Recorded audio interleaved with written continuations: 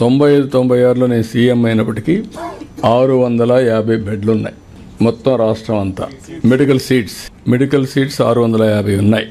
నేను వస్తానే 7 మెడికల్కి ఇచ్చి 750 యాడ్ చేశాం.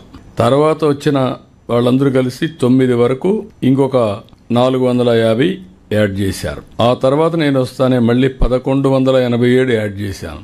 మళ్ళీ 19-20కి 2114 సీట్స్ యాడ్ అయినాయా, వరుస క్యుములేటివ్. అక్కడి నుంచి 300 మాత్రం 19-20 మన పీరియడ్ వచ్చినప్పుడు ఇంకొక 14-19లో 450 సీట్లు యాడ్ అయినాయి. 95 2004 780 సీట్లు యాడ్ అయినాయి. అంతవరకు 650 ఉన్నాయి. అదే మరిగా 19-24 557 సీట్లు మాత్రం యాడ్ అయినాయి. మళ్ళీ 24 నుంచి 50 సీట్లు యాడ్ చేశాం. అంటే నేను సీఎంగా ఉన్నప్పుడు 1282 సీట్లు యాడ్ చేశాం. తర్వాత వచ్చినట్టన్ని 557 సీట్లు. నాకు అప్పుడు పెద్ద రాష్ట్రం అంతా పెద్ద గొడవ. మెడికల్ కాలేజీలు గవర్నమెంట్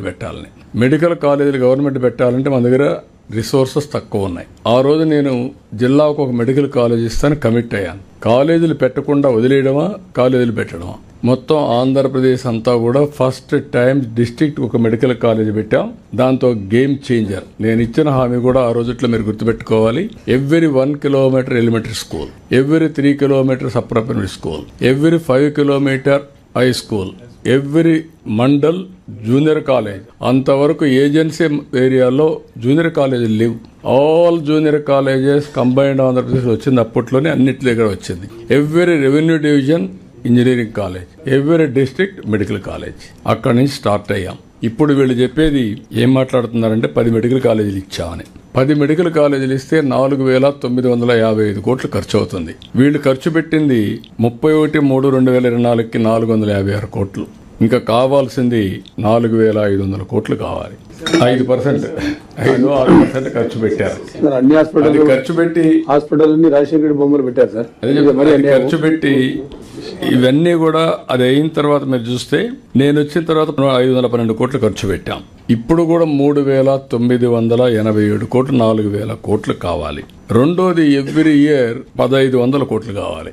10 కాలేజీలకి 150 కోట్లు చొప్పున 1,500 కోట్లు కావాలి. 1,500 కోట్లు ఎవ్రీ ఇయర్ ప్లస్ ఇప్పుడు 5,000 కోట్లు అంటే 2,000 కోట్ల రూపాయలు, ఒక 4,000 కోట్లు ఖర్చు పెట్టాలి.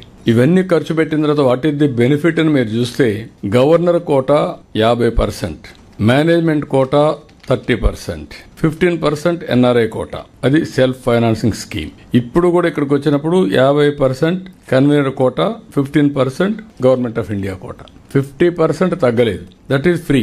వాళ్ళు పెట్టినప్పుడు అదే ఉంది. Seats are same. Government additional expenditure పెట్టాలి. రెండోది పీపీపీ మోడల్. ఇప్పుడు every project PPP model over a period of time that project will belong to government. 20 years 30 years తర్వాత మళ్ళా వస్తుంది. రెండోది క్వాలిటీ ఆఫ్ ఎడ్యుకేషన్ బెటర్ గా ఉంటుంది. పేషెంట్స్ కూడా ఆల్ గవర్నమెంట్ హాస్పిటల్స్ లో ఏ ట్రీట్మెంట్ ఉందో అదే ట్రీట్మెంట్ ఇచ్చాం. ఇది ఇస్తే దీన్ని కావాలని రాజకీయం చేసే పరిస్థితి వస్తున్నారు. ఏదేమైనా రాజకీయాలు ఉంటాయి. రాజకీయాలు మేము ఫేస్ చేస్తాం. దాన్ని ఎగ్జిక్యూట్ చేసేది మీరు చేయాల్సిందిగా నేను కోరుతున్నా.